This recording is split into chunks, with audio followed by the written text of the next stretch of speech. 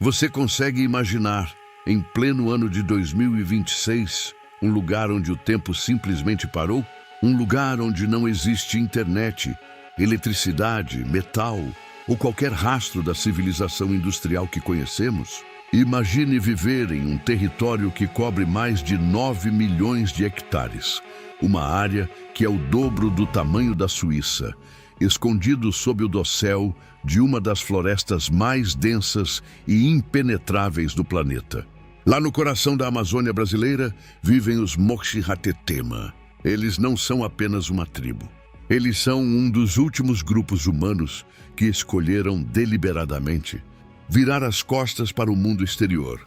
Eles não usam facas de aço, não cozinham em panelas de alumínio e nunca vestiram um tecido industrializado.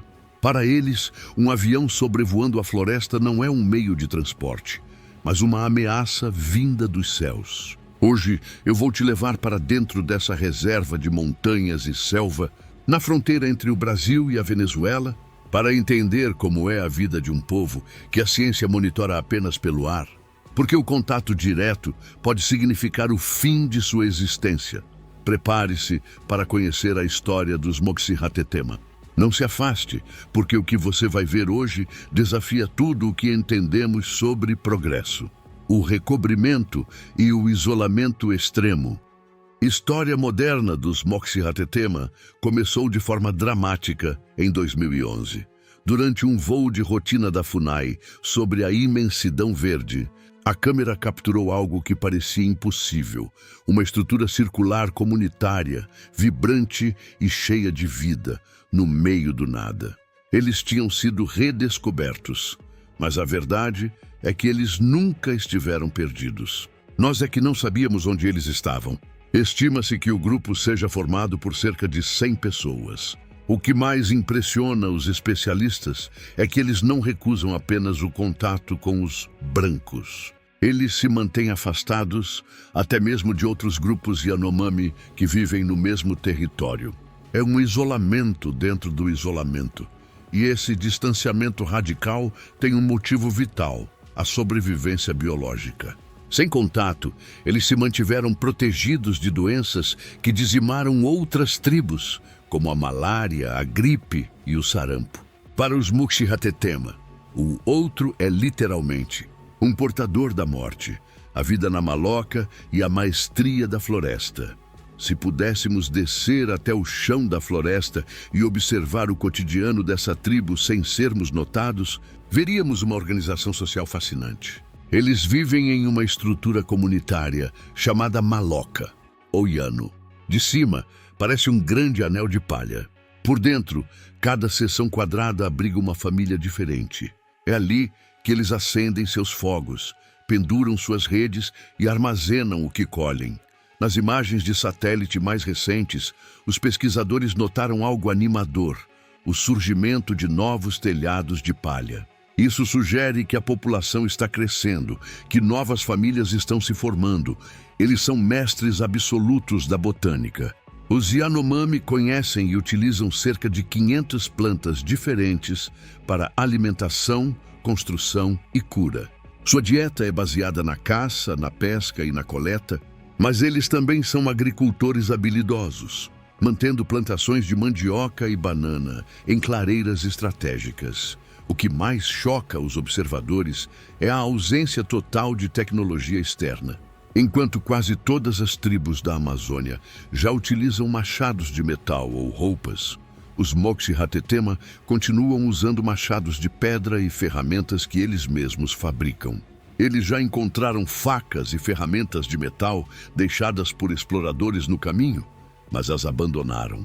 Eles escolheram a pureza de sua própria cultura, o significado do nome e a espiritualidade. Você deve estar se perguntando de onde vem esse nome tão complexo, Moxi-Hatetema. Ele revela um detalhe cultural único. O nome deriva do fato de os homens preservarem o prepúcio, chamado de Moxi, sustentado por 2 cordas, as Hatete, amarradas na cintura. É uma marca de identidade que os diferencia de seus vizinhos Yanomami, que usam fios de algodão simples. a vida deles também é guiada pelo invisível. Os xamãs são as figuras centrais, os guias espirituais que utilizam o pó de uma planta alucinógena chamada yacoana. Para eles, esse ritual não é uma fuga, mas uma forma de entrar em contato com o mundo dos espíritos e manter o equilíbrio da floresta. A sombra do garimpo e o conflito sangrento. Infelizmente, esse paraíso isolado está sob ataque. Apesar de viverem em uma área protegida por lei, a ganância pelo ouro não respeita fronteiras. Estima-se que mais de 5.000 garimpeiros ilegais tenham invadido a região. O perigo não vem apenas das armas de fogo. O mercúrio usado para separar o ouro contamina os rios, entra na carne dos peixes e envenena silenciosamente as comunidades indígenas. Além disso, os invasores trazem consigo a malária, transformando o território em um campo minado de doenças. A história dessa região é marcada por tragédias, como o massacre de Haximo, em 1993, onde 16 Yanomami foram assassinados. E o conflito continua. Em 2021, o mundo ouviu relatos terríveis de um ataque de garimpeiros contra os Moxi-Hatetema. Guerreiros da tribo tentaram expulsar os invasores usando apenas flechas. A resposta foi brutal, tiros de rifle. 2 indígenas foram mortos. Recentemente, calculou-se que 5% da tribo foi assassinada em confrontos desse tipo. É uma perda devastadora para um grupo tão pequeno. A reflexão final. A existência dos Moxi-Hatetema nos coloca diante de um espelho. Frequentemente, olhamos para essas tribos e pensamos neles como atrasados ou primitivos, como se fossem restos de um passado que esqueceu de ir embora.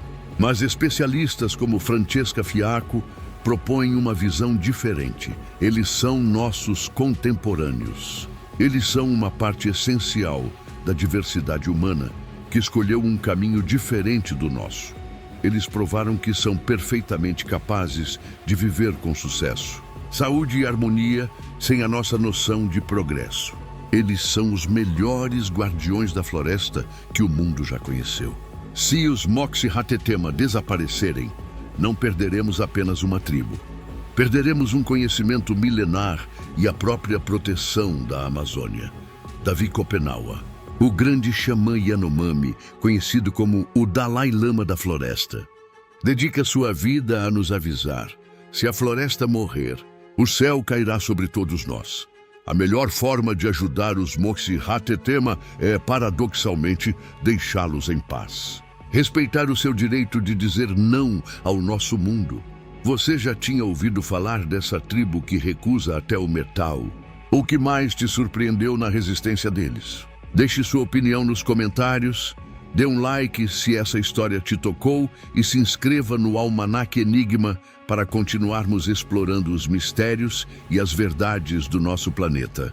Até a próxima jornada.